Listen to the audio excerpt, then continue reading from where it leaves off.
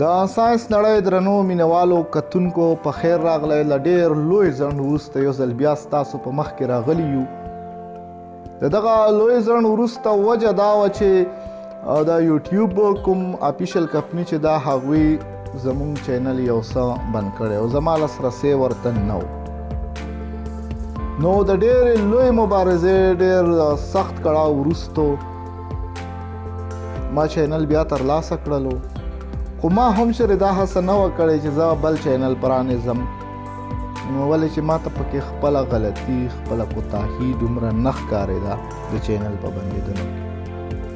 تر شا یې غټه وجه دا وه چې د کووډ-19 یا د کورونا وایرس په هکله موږ څه ویډیو جوړه کړې وه. د هغې د معلوماتو په بنسټ د وایرس د معلوماتو په بنسټ چې کله ویډیو اپلوډ شوه نو یوټیوب په هغې اکشن واخیستو. هغه ویډیو یې یو څه مودې لپاره ځنډولې وه او بیا یې بیخي چینل وځنډولو. هم نن چې موږ کله ډېرې مودې راسې د یوټیوب سره په رابطه کې یو نو نن هغوی دا وویل چې او هغه معلومات په خپل ځای باندې سم وو، صحیح وو، روغ وو، د منلو وړ وو او دا غلطي د یوټیوب وه چې دا ویډیو یې بنده کړې او چینل یې بند کړی. نو د نوې امید سره، د نوې حوصلې سره، د نوې جذبې سره یو ځل بیا پیل کوو د ساينس نړۍ د یوټیوب چینل ساینسي ویډیوګانې په پښتو ژبه د خپرولو په هڅه کې. په وار وار سره مو درته ویلي دي چې یوازینی مقصد مو دا دی چې پښتو ژبه د ساينس سره مخامخ کو، د ساينس ژبه کو او د پښتون یا د افغان قوم یا د افغان ولس یا د دې ټول ملت او د جدید دنیا د جدید علمونو ترمنځ چې کومې فاصلې زیاتې شوي دي دا غوڅې کړو، دا کمې کړو.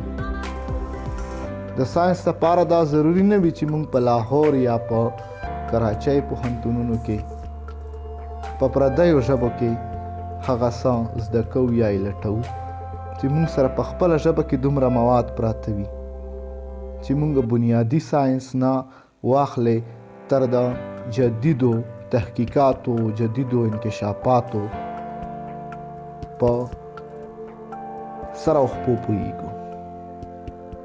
امید لرو زموږ پخوانی ویډیوګانې ټولې در سره وګورئ، خوښې کوئ او خپرې کوئ او زموږ د چینل مخکې رسولو کې د نورو ملګرو ته رسولو کې موږ سره همکار شو.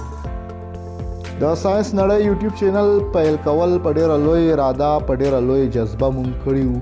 په دې کې موږ سره د افغانستان او د جنوبي پښتونخوا او د خیبر پښتونخوا ډېر ملګري وو. د یو ټیم په شکل کې موږ ټول کار کړی وو او بیا هغه ټول رانه اخوا دېخوا شول، فقط زه یوازې پاتې شوم.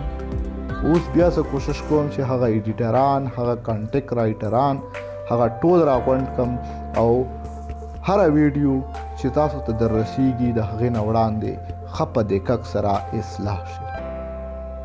ډېره مننه، ډېر تشکر. چینل ضرور سبسکرایب کړئ.